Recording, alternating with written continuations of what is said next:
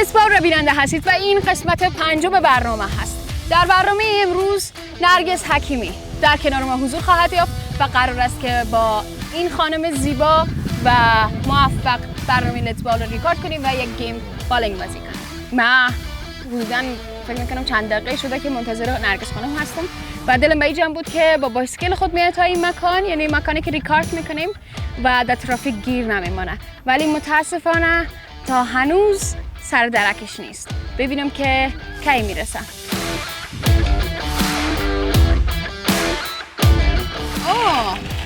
تو اینجا بودی؟ من فکر میکنم هنوز نرسیده بودی. زودتر آمده بودی ها؟ چطور بود تمرین؟ تمرین خوب بود؟ خیلی خوب بود. مثلا من فکر می‌کردم که شما زودتر بیایید من زودتر رسیدم. بریم برنامه رو شروع کنیم. خب نرگس، در بایسکل سواری که ماهر هستی و مهارتت به کل افغانستان و کسایی که خودت دنبال میکنن معلوم داره. حالا ببینیم که استعداد در بالینگ چطور است. قبلا هیچ بازی کردی؟ نه بازی نکردیم. دیگه زیاد نیاز به دقت و تمرکز داره دیگه. حالا پس امروز شانس من برای بردن بیشتر هست، اما دفعه پیش همین گپ زده بودم، در آخر بازنده خودم شدم. امیدوارم امروز اینطور نباشه. چالش من برای مسابقه بالینگ قبول میکنی؟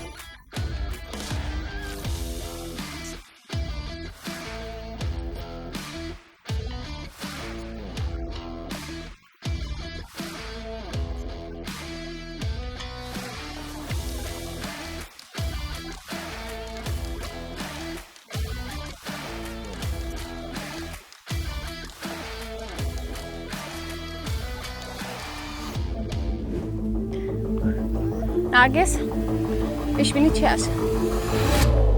میتونم ببینیم.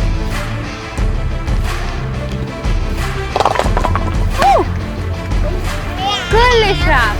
چک بزن چک بزن. اوه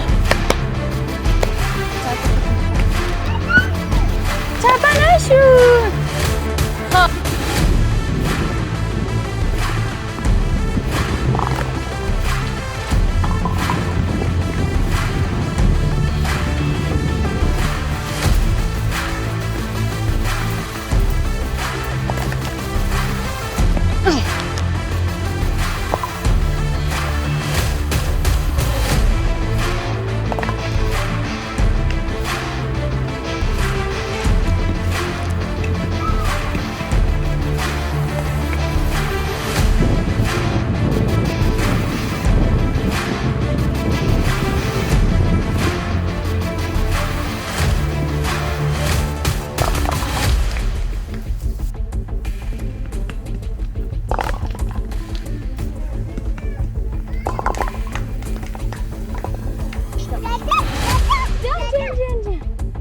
بیا بریم پیش مامی.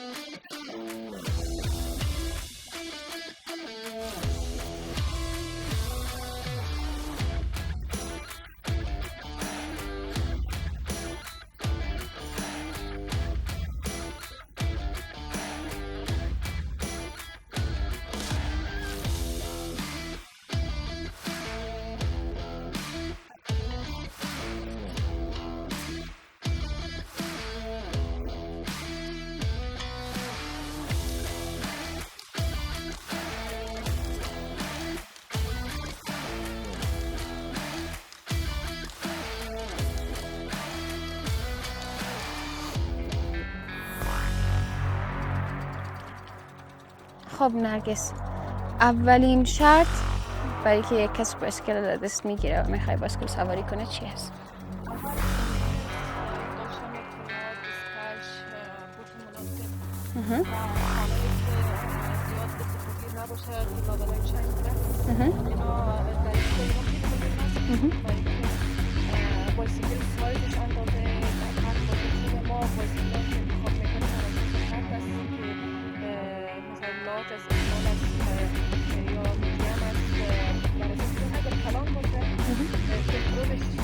سخت‌تر میشه.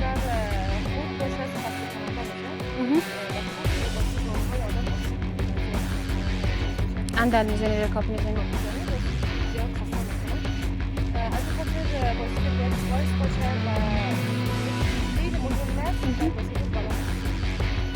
که تعادلت بتونی حفظ کنی.